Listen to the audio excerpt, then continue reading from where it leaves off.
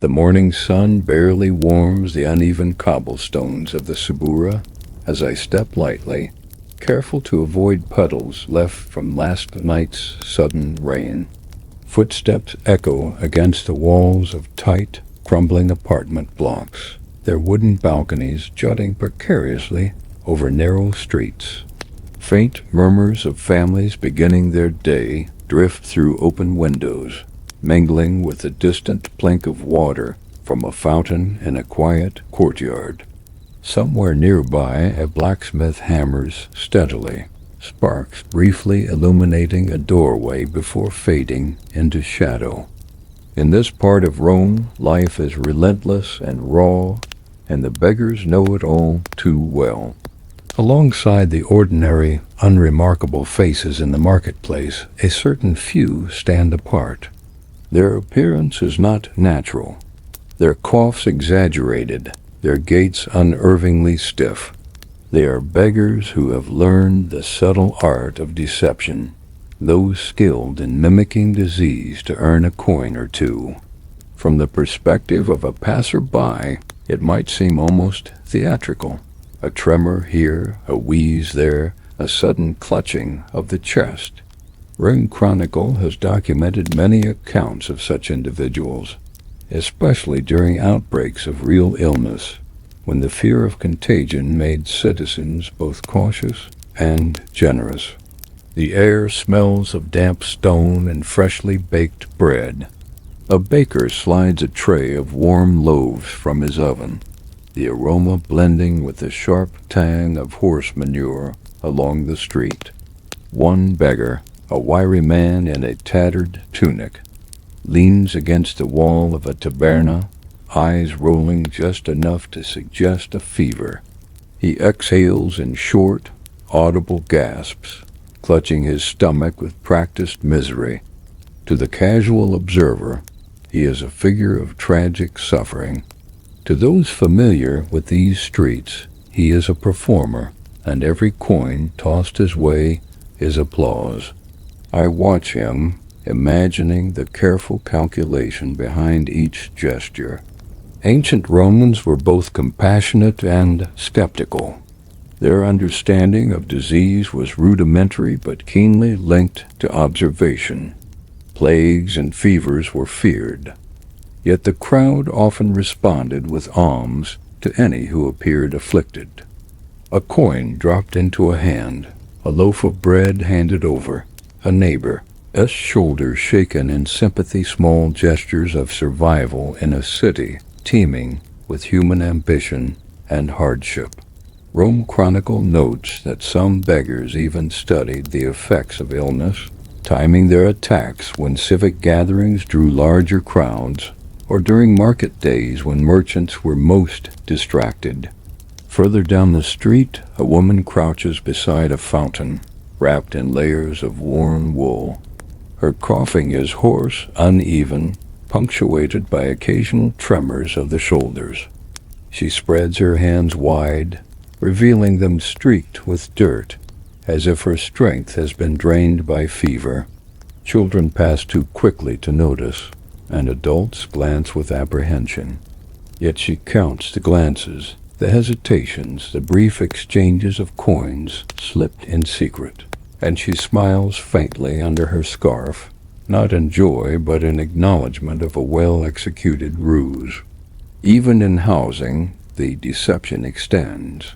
Many of these beggars live in insulae multi-story apartments with leaky roofs and shared latrines, where disease was genuinely rampant. Their portrayal of illness blends seamlessly with reality. The occasional cough from a neighbor's chamber, or the sight of a child's fevered face strengthens their credibility. Sometimes the boundaries between performance and reality blur. The beggar may indeed fall ill, not from imagined disease, but from the unsanitary conditions surrounding them. As I walk past, the clatter of the blacksmith fades, replaced by the distant chatter of children and the scrape of wooden wheels over stone. The beggars adjust, posture shifting, eyes darting to the subtle exchange of coin and glance. There is a rhythm to it, a quiet choreography honed over years. Even the most jaded Roman citizen cannot fully disentangle truth from theater. And as they collect their small rewards, the city continues to pulse around them, busy, indifferent, and unaware of the hidden performances staged on its ancient streets. If you enjoy wandering these forgotten corners with me, observing lives both harsh and cunning, remember to support RomeChronicle. There is a wealth of history hidden in the gestures of those overlooked, and in the subtle tension between survival and deception that courses through the veins of ancient Rome. The market square grows busier as the sun climbs higher, casting sharp shadows across the stone paving. Merchants shout over the clamor of haggling, their stalls overflowing with olives, dried fish, and vibrant fabrics. The air is heavy with scents, cured meats mingling with the sharp tang of iron from the blacksmith's forge, a faint sourness from the overflowing latrines at the street corners. Amid this cacophony, the beggars work their craft, moving from stall to stall with careful observation, calculating the generosity of the crowd. A sudden cough, a staggered step, a hand pressed against a pale cheek, small gestures amplified by the anxious energy surrounding them. One man leans against a column, his tunic frayed and stained, eyes sunken to suggest malnutrition. His mimicry is precise. He has studied the subtle rhythms of illness, the way fever makes limbs tremble, the shallow irregularity of breathing. RomeChronicle notes that some of the more experienced performers even carried small props, a rag soaked in vinegar to mimic a foul-smelling discharge, a smear of ash to suggest rash or infection. These details, seemingly minor, greatly increased the likelihood of attracting coins from wary but sympathetic citizens. A child sits beside him, silent, clutching a warm leather pouch. Perhaps the boy is real kin, perhaps a fellow actor in this grim theater. Parents pass quickly, tugging their children along, careful to avoid contact. The air vibrates with a tension born of fear and obligation. Here, compassion meets calculation, and both are necessary for survival. Some citizens drop coins without pause. Others glance suspiciously, measuring each gesture, each cough for authenticity. Even the most practiced beggar must read the room, adjusting posture and performance according to the reactions he observes. Behind them, the architecture presses close, insulae rising 4 or 5 stories above the narrow street. The wooden balconies sway slightly in the breeze, their supports weakened by time. Laundry hangs in long, colorful lines overhead, brushing against the stone walls. From these heights, unseen residents peer down, curious or indifferent. Some of the beggars' neighbors understand the routine and quietly assist. A cup of water, a scrap of bread, the occasional coin left in a hidden nook. The street is a theater, and every observer, merchant, citizen, or passer-by is both audience and potential participant. In quieter corners near the edge of the forum, a different performance unfolds. A woman, older than most who pass by, leans heavily on a stick, her face painted pale with powdered chalk to suggest sickness. She coughs, abrupt and wet, then hunches further, clutching her chest. Coins appear in her hands, slipped discreetly from the pockets of sympathetic Romans. The rhythm is deliberate, almost ritualistic. RomeChronicle mentions that during times of genuine epidemic, some beggars even feign symptoms of plague, relying on fear to provoke a response. The city itself, with its dense crowds and limited sanitation, created an environment in which such deception was both believable and, at times, lucrative. I follow her gaze, imagining the calculations behind each movement. Even her clothing, a woolen tunic layered with rough linen, is part of the performance, suggesting fragility, poverty, and illness. The streets echo with her coughing, the distant splash of fountain water, and the murmur of conversations carried on the wind. There is a subtle humor in observing how seriously the citizens take these performances, a quiet acknowledgment of human ingenuity and the harsh realities that drive it. The beggars' lives are a constant negotiation with the city itself, balancing exposure to real disease, hunger, and the ever-present risk of anger from those who see through their tricks. And yet within this delicate dance they endure, navigating a society that alternates between compassion and suspicion, survival and spectacle. The city hums around them, indifferent yet integral to their craft, a stage as enduring as the cobblestones beneath our feet. By mid-afternoon, the streets grow hotter, sun bouncing off pale stone and casting harsh glare into narrow alleys. Footsteps clatter against uneven paving, blending with the occasional bray of a donkey carrying amphorae, the slap of sandals against damp cobbles, and the muted chatter of laborers unloading goods from carts. Beggars shift their positions with practiced care, moving to where shadows offer cover, yet still keep them visible to passing citizens. RomeChronicle notes that location was crucial. A corner near the forum or a busy gate offered far more coins than a side street hidden from the flow of commerce. A man sprawls across a low step, his head tilted at an unnatural angle. His performance is subtle yet precise. A slow, wheezing breath, the faint tremor of a hand reaching for a non-existent bandage. Nearby, a woman wipes her brow, a thin sheen of sweat adding realism to her portrayal of fever. Coins clink into their palms from hands they never quite meet, citizens giving alms with a mixture of pity and unease. Observers rarely consider the calculation behind these gestures, the hours spent studying symptoms in the crowd, or the delicate balance between believable suffering and exaggeration. Children often serve as assistants or silent witnesses, sitting close yet unobtrusive, their eyes tracking every movement. Some are genuine orphans, others are apprenticed into the performance, learning early the harsh lessons of survival. Their presence amplifies the beggar's appeal, as Rome's citizens were often more willing to give when a child appeared vulnerable. Laundry swings overhead in the heat, brushing the faces of those who pause, carrying with it the scent of soap, sweat, and the occasional hint of tallow from cooking fires.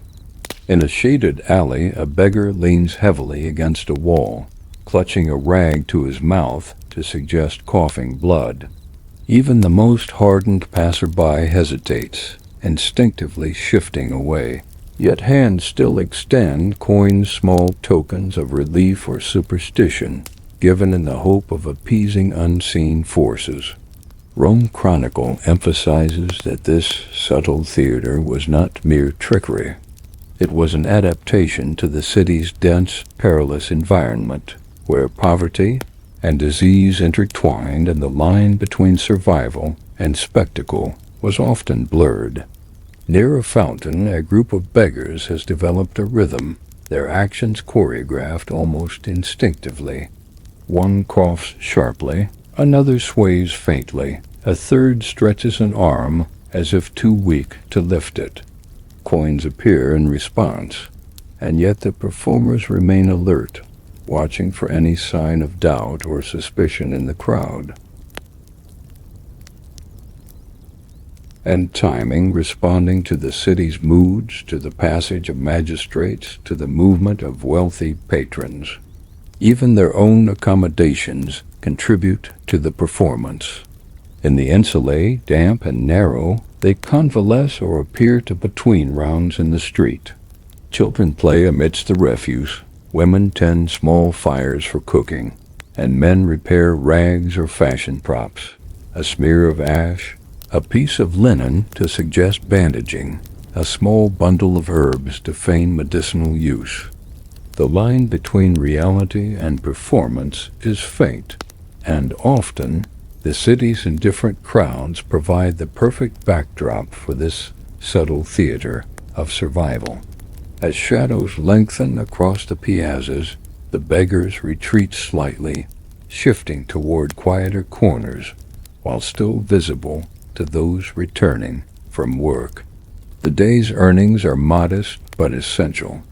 The city continues to pulse around them, the distant clang of the blacksmith, the laughter of children, the faint trickle of fountain water, all a symphony to which they respond, a rhythm both dangerous and necessary.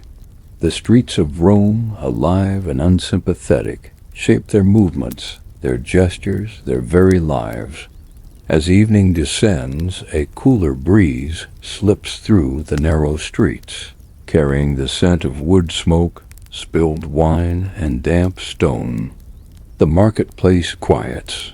Merchants pack up their wares, carts scrape over the cobbles, and the distant splash of fountains softens into the hush of nightfall. Beggars adjust one last time, tilting heads, straightening limbs, maintaining the delicate illusion of weakness and illness. Coins now are scarcer, but even a single denarius, carefully pocketed, may sustain a small meal or a night in the insula. One man lingers near a tavern doorway, swaying as if exhausted, while a child crouches beside him, counting coins with meticulous care. The dim glow of oil lamps flickers across their faces, emphasizing hollow cheeks and sunken eyes, though these are as much effect as reality. RomeChronicle mentions that some beggars kept rudimentary journals records of days, crowds, and responses, observing which gestures drew the most sympathy. Their craft was a subtle mix of anthropology, improvisation, and survival instinct, honed over years in a city that demanded both cunning and resilience. The older woman from the fountain moves slowly through the streets, her painted pallor catching the lamplight. She coughs softly now and gathers what coins remain. Children tug at her skirts, playing amidst refuse and clay fragments, oblivious to the city's complexities. Around them, apartment balconies creak with unseen inhabitants, the scent of dinner fires drifting down, mingling with the tang of vinegar and sour bread. The beggar's world exists alongside, yet distinct from, the daily routines of the citizens. Their performances intersect with reality, relying on observation and improvisation, yet never venturing into fantasy. In quieter corners, beggars prepare for the night. A small fire is lit in a discarded clay pot, a bit of water heated from a nearby fountain. Bread, scraps of meat, and whatever the day yielded are shared among them. Conversation is low, punctuated by coughs and careful laughter. The humor faint, yet present, a coping mechanism in a city that is both unforgiving and alive with opportunity. Even here, survival depends on vigilance. A false move or misjudged gesture could draw anger or indifference rather than coins. Yet their skill ensures continuity, a delicate thread linking poverty, deception, and human empathy. As darkness settles fully, the sounds of Rome shift. The clatter of carts diminishes. The chatter of distant taverns rises softly, and the occasional bark of a dog echoes through narrow alleys. Beggars curl into corners or huddle in insulate stairwells, their performance paused until the next day, yet always rehearsed in memory and anticipation. Their lives are intertwined with the city's pulse, the unpredictability of crowds, the caprices of generosity, the persistent hum of labor and domesticity. RomeChronicle's accounts remind us that even in the humblest and most precarious existence, ingenuity and observation shape daily survival. And so night embraces the city. Coins are counted, rags adjusted, and the theater of illness is momentarily silent. Walking these streets, one cannot help but marvel at the resourcefulness required to navigate poverty, disease, and social scrutiny. Every gesture, cough, and tremor is a story etched into the rhythm of the city itself, a testament to resilience of those often overlooked, yet ever present in the lifeblood of ancient Rome.